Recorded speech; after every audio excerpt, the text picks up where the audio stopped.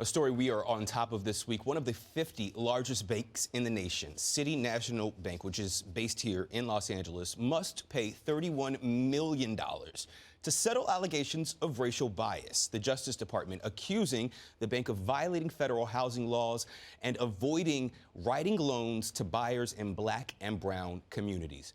Joining us now to discuss this is Lynette Calfani-Cox, personal finance expert and CEO of AskTheMoneyCoach.com. Good morning, Lynette. Thanks for coming back and joining us.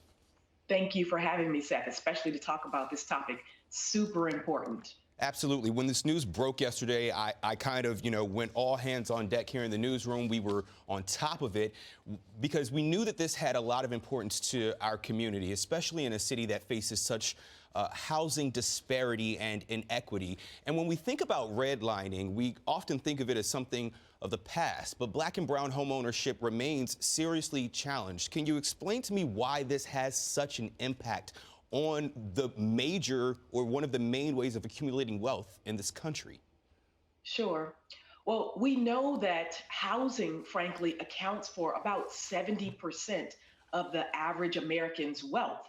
And so if you don't have access to home ownership via home loans and mortgages, you're effectively cut out of that aspect of the American dream. Now, as you mentioned, Seth, we kind of tend to think that, housing discrimination or redlining is a thing of the past. But what this settlement with the Justice Department showed is that, frankly, a lot of these patterns and practices remain.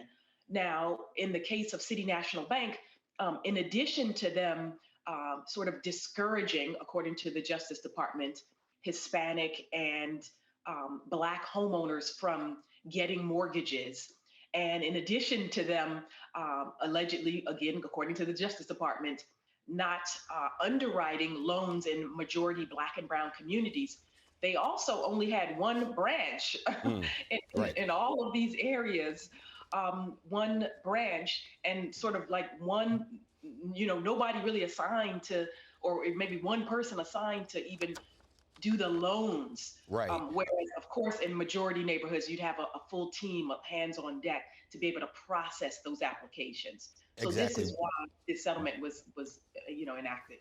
One location in a black and brown neighborhood in 20 years is what we found. And so this settlement that they've agreed to, $31 million, it seems like a small amount. This is part of the DOJ's overall initiative to combat redlining. They've been at this for a little more than a year, and the DOJ touts that it's secured over $75 million so far. But we're talking about generational wealth. $75 million, even this little $31 million that City is going to have to pay, is that enough to put a dent in the inequities that they have caused?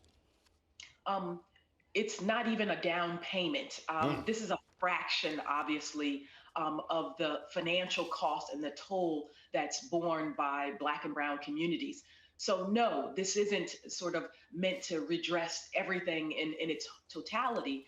It's a step in the right direction. It certainly puts other lenders, whether they are community banks, credit unions, commercial banks, big lenders, et cetera. It puts them all on notice that this is an area of focus and an area of concern to the Justice Department. So I hope that it is a deterrent. Certainly.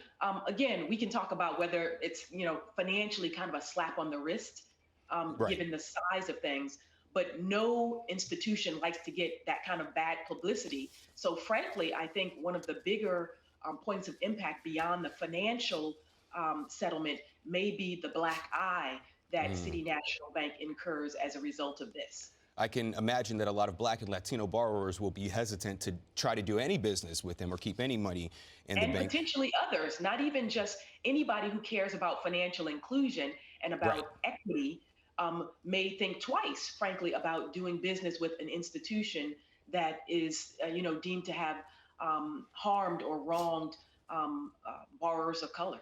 So you're a home ownership expert, let's say. You've written a book in 2008 called Your First Home, The Smart Way to Get It and to Keep It. So you know this pretty well. What's your advice been to consumers, and has it changed much in light of all of this that we're learning in terms of redlining and appraisal values being different, so starkly different for white and Black and brown borrowers?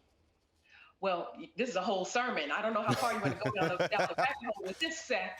Um, but we know a number of things historically that have been disadvantageous for Black and Brown borrowers and prospective home buyers and even current homeowners, unfortunately, remain today. So you mentioned appraisals, for example. I did a very lengthy piece on my site on askthemoneycoach.com about how to combat the appraisal gap, which essentially comes into play when appraisers, over 90% of whom are white male and tend to be older, go into Black and Brown neighborhoods and typically will undervalue those properties. Or even if a Black or Brown person, a Hispanic person, African American person lives in a white neighborhood, they tend to get a home appraisal that is lower than their white peers living in the same neighborhood. It actually happened to me. My house was appraised for over $100,000 less than comparable values. I contested it and did a second appraisal.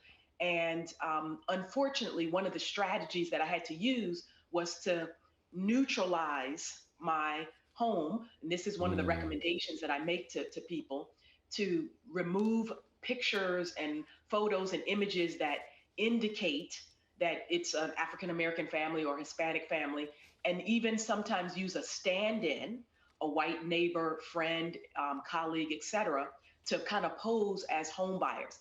Now, this is something that the Biden administration is looking at. The mortgage community, the Appraisal Institute itself, their trade group has even recognized that this is a problem and they're trying to address it. But there's a lot that needs to be done on that front. You don't have to disclose on your mortgage application. There is a question that asks about your race, but frankly, you don't have to disclose that. It's voluntary. So that's another step and another tip that I would give to people who are in the process of applying for a home loan. Seems like an unnecessary question to even have to ask. And we know home ownership is really one of the fundamental tenets of the American dream. So Lynette Khalfani-Cox, CEO of askthemoneycoach.com, thank you so much for being here with us. We appreciate your time.